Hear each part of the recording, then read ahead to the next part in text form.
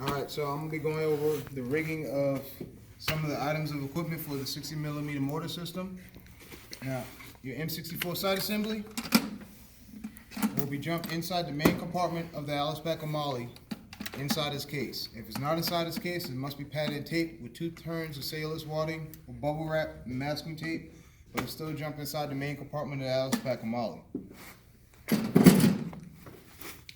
Your M8 Alpha 1 or M8 small base plate will also be jumped inside the main compartment of the Alice Pack of Molly. Once again, it must be padded and taped with 2 turns of cellulose wadding, bubble wrap, and secured with masking tape, and placed inside that main compartment. Now, your M6 for case. When you first get it and you inspect it, you want to make sure that there's no large holes, rips, or tears, so nothing falls out. The lift fastener securing the closing flap, you want to make sure it's present and serviceable. It's not, as you can see how we have here, it's just 2 to 3 turns of tape press sensitive adhesive olive cloth or 100-mile-an-hour tape wrapped around securing that closing flap. Now, you want to take 2 sufficient lengths of 1/4-inch cotton webbing. If you don't have the compression straps, you'll simply girth hitch it to the case itself, and that will be utilized later. However, if you do have your compression straps, you'll simply girth hitch the 1/4-inch cotton webbing to the compression straps, like so. Now the M6 for case will be placed under the closing flap of the Alice Pack of Molly. You'll take that 1/4-inch cotton webbing and you'll route it through one of the horizontal nylon equipment hangers on both sides of the molly.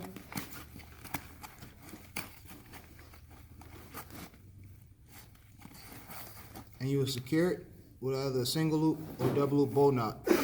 That way you have easy access to it upon reaching the drop zone after landing.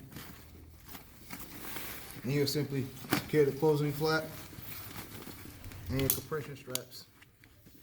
You're ready to go. On this access, you would just stow behind your side accessory pouches if they're present, and you're ready. Now, your M7 large base plate will be placed on top of the Alice Pack of Molly. If you're using the Alice Pack, that center out accessory pouch must be completely empty. If you're using the Molly, center out accessory pouch must be completely empty, or you can remove it. Same with the E2 case and carrier. It must be empty so that the M7 large base plate could be placed just on top, ensuring you got the cutaway portion on top and bottom and on both sides, oriented like such. You'll secure 1/2-inch wide to 1-inch wide tubular nylon webbing, and you'll simply route it through the side cutaway portions. Now, on the bottom of the molly, you'll route it through that large cutaway portion, just like so, so that it's routed through the molly frame itself. Then you'll secure it with either a single loop or double loop bow knot. And this is just a temporary tie until you could get the harness single point release on. So you just want to secure it enough to hold it in place. And you do that on both sides.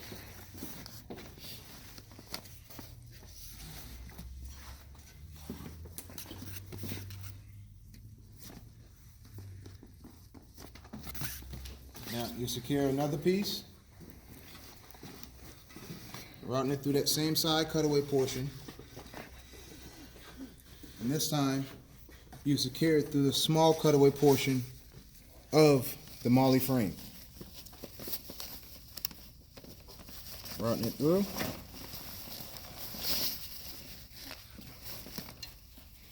Like such. On both sides. And once again, securing it with either a single loop or a double loop bow knot.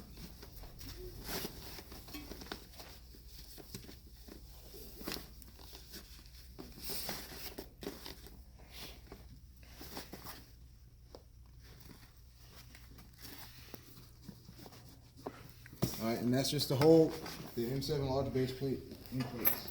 Then you secure already assembled harness single point release, and you'll place it over the M7 large base plate so that the center of the M7 large base plate is in between the release handle cross strap and the adjustable cross strap.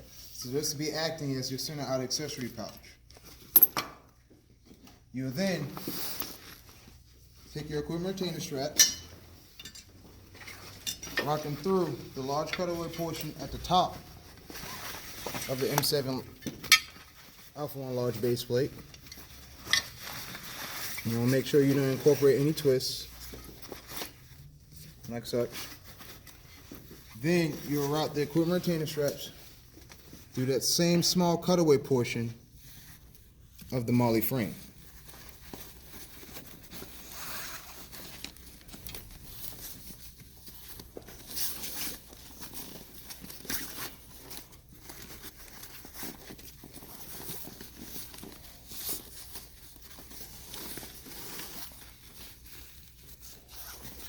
Once again, making sure you don't incorporate any twists. Alright. Then, I'm going to flip everything over.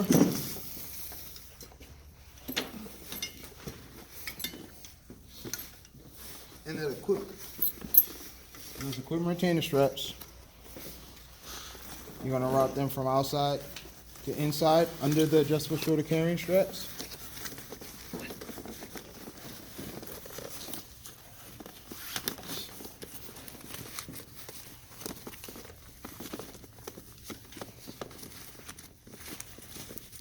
Always making sure they're on the outsides of these portions.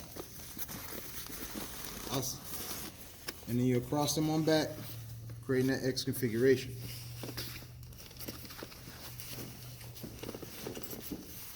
Now, once you cross them in back, you're going to take your equipment retainer straps. You're going to route them through that large cutaway portion, so that's routing against the pack body of the MOLLE itself, just like such. When they come out and back, you're routing them through the friction adapters, as previously described in the rigging of the MOLLE portion, and you're going to incorporate that quick release.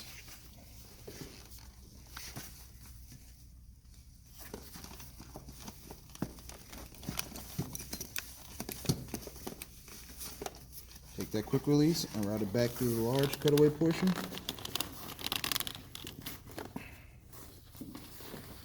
And you're going to tighten down on it. And when I tighten down on it, I pull on the bottom one. That way it doesn't come out of the friction adapter on both sides. Now, you're going to reduce the length of those quick releases to 2-3 fingers.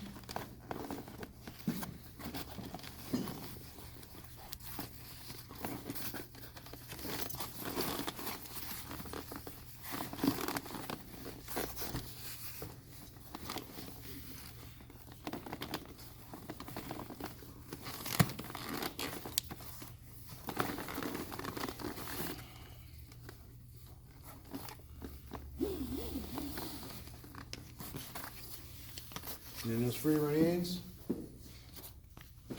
they'll be S-folded only as previously described, so that you can easily access your load upon reaching the drop zone. And those S-folds will be secured.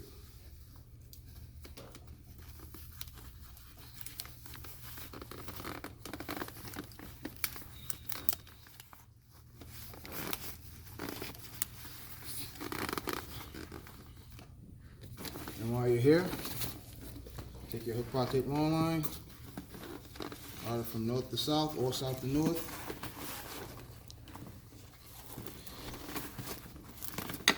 Like such. Then route everything through the looped end of the hook pot tape long line.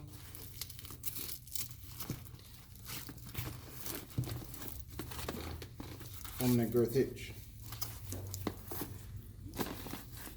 You're going to take your Type 64 retainer bands, run them through the small cutaway portions on the side of the MOLLE frame.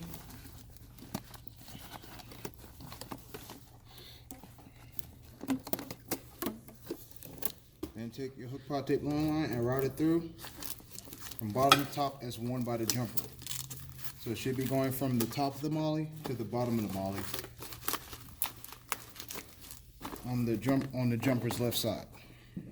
Now flip it back over, and the Honda single point release should be holding everything in place. So then you could take your tubular nylon webbing and you can actually incorporate a square knot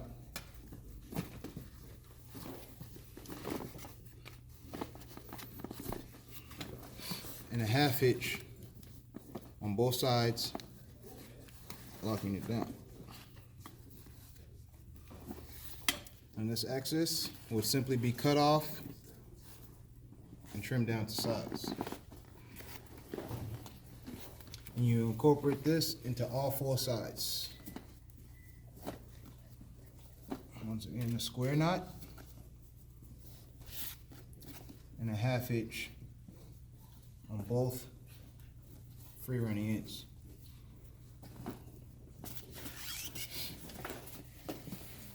You'll simply take your adjustable leg straps,